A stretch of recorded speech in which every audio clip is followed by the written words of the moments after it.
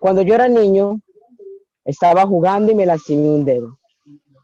Me fui corriendo a mi casa llorando, buscando a mi abuela, que apenas me vio, me tocó el dedo, me lo meneó y me dijo, estás descompuesto. Sosteniendo mi dedo, lo untó de mentol, yo seguía llorando, hasta que yo sentí que mi huesito tronó y mi abuela sonriendo me dijo, ya se acomodó. Ese día pensé que todas las abuelas de los niños sabían hacer eso, pero no, con el tiempo me di cuenta que ella era la única que lo hacía en mi pueblo. Yo vivo en un pueblito pequeño y escondido en el Caribe colombiano. Se llama Rincón del Mar. Hace muchos años ni hablar de tener servicio de salud. De hecho, en la actualidad siguen siendo precarios. Así que antes, tanto el bienestar de la salud de las personas como la llegada de los niños a este mundo dependían de los curanderos y de las parteras. Y mi abuela Josefa es todo eso. Sabe componer golpes y torceduras, cura con plantas y animales, sabe poner inyecciones y asistir en los primeros auxilios. Chepa, como de cariño, todos le decimos, es una matrona. Hasta sus propios partos los asistió, pues mi mamá y mis tíos nacieron mientras ella estaba sola en casa.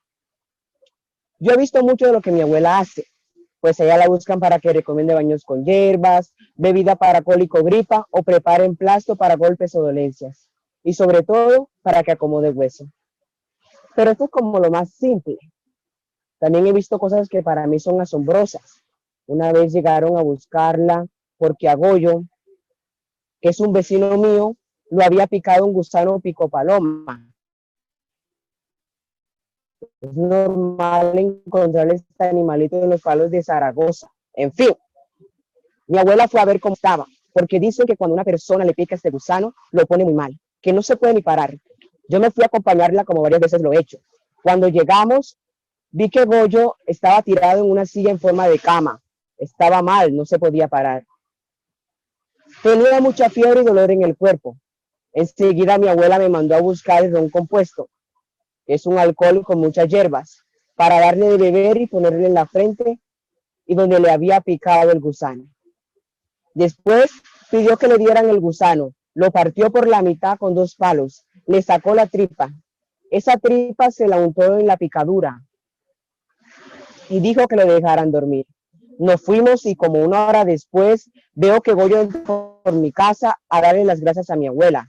Y yo no lo podía creer. Estaba caminando y sin fiebre. Quedé asombrado porque no lo tuvieron que llevar al hospital. He escuchado cosas increíbles como la historia de Davis, que es la hija de una vez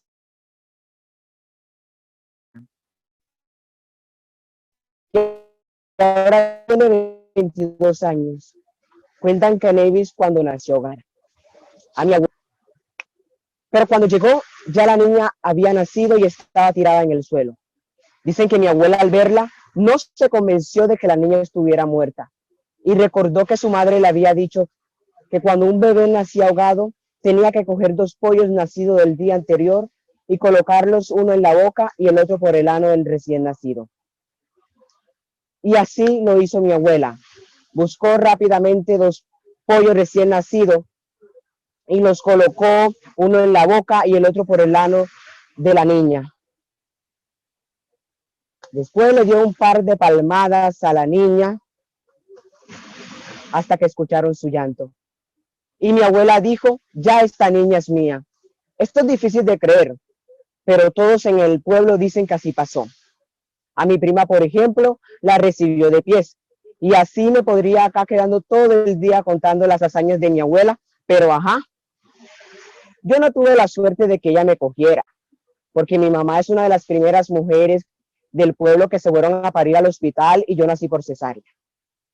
Hace ya unos años, cuando construyeron el hospital a 30 minutos de mi pueblo, las personas empezaron a acudir por cualquier dolencia. Allá les dan acetaminofén o les ponen una inyección. Bueno, si la cosa no es muy grave. Y a las mujeres embarazadas empezaron a ir a controles y a parir sus hijos con doctores. De tal forma que las parteras empezaron a sentir temor de seguir haciendo los partos porque ellas no son médicas. Y si algo llegaba a salir mal en un parto, podía hasta ir a presa si alguien las denunciaba. Mi abuela, a pesar de haber asistido a muchos partos sin haber tenido nunca una pérdida, también fue sorprendida por el miedo de seguir parteando.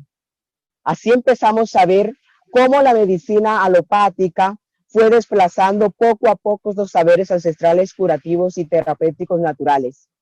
Y aunque muchas personas aún buscan a mi abuela para componerse los huesos o hacerse mejures con hierbas cuando no se sientan bien.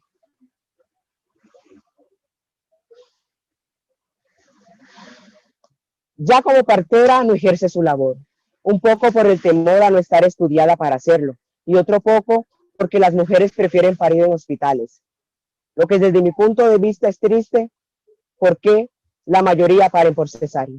Llegan a veces con citas sin ni siquiera tener los dolores del parto y sin reventar fuente y más triste aún, sin dejar entrar al padre al parto.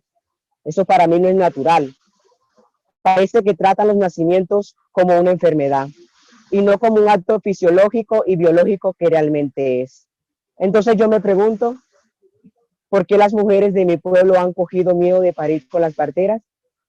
¿Dónde queda la sabiduría ancestral de las curanderas y de las matronas? Mi abuela aprendió todo eso de su madre. Desde que era pequeña, la acompañaba a asistir a partos y a curar enfermos. Así fue adquiriendo el conocimiento y la práctica, de tal forma que cuando ya su madre estuvo viejita, mi abuela siguió con su tradición como curandera y partera. Generalmente este tipo de conocimiento se transmite en la familia, van de padres a hijos y así. Pero ahora, por ejemplo, en mi casa eso no se está viendo, pues ninguno de mis tíos, ni tías, ni mi mamá saben hacer estas cosas que hace mi abuela. Y eso me hace pensar que yo debería seguir su legado, pues esta es una sabiduría ancestral maravillosa cuya transmisión de generación en generación se está perdiendo. Muchas gracias.